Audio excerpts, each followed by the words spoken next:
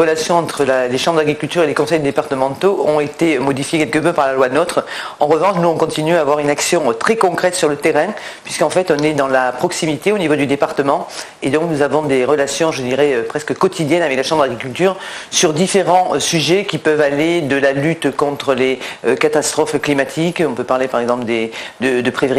grêles. On peut également parler d'alimentation, puisqu'en fait au département nous sommes en charge des collèges, donc nous avons une véritable action quant à l'alimentation sur le territoire, donc les producteurs locaux, les circuits courts, le mieux manger, la lutte contre l'obésité, la découverte en fait des produits terroirs. On a également dans le département de Vaucluse la compétence tourisme, et je crois que là aussi l'agriculture, la chambre d'agriculture, les agriculteurs sont des vecteurs donc de développement touristique, puisque c'est vrai qu'en Vaucluse on a un tourisme qui est très fort, avec de nombreux établissements hôteliers et étoilés, et que là encore on fait la promotion donc des produits locaux et puis de l'excellence de nos territoires. Et puis on a également donc au département de Vaucluse une grosse action en fait de promotion, donc ça passe par l'organisation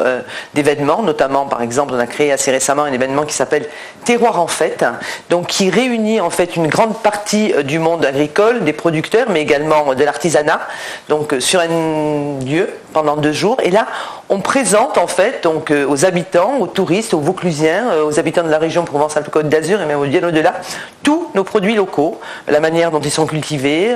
la manière dont ils sont vendus, les circuits, la manière dont on peut les cuisiner. Et puis on a également par exemple une véritable action sur le salon de l'agriculture avec une délégation vauclusienne qui monte et qui fait donc la promotion de nos produits d'exception. Alors une année ça va être la fraise, une autre fois la cerise de Venasque, sur le salon de l'agriculture. Sur la ville d'Apt, en fait, on a une particularité, je dirais, c'est que d'abord on fait partie d'une communauté de communes qui est une communauté de communes rurale, et puis on a la chance d'être sur le territoire d'un parc, et en plus un parc habité, ce qui n'est pas toujours le cas.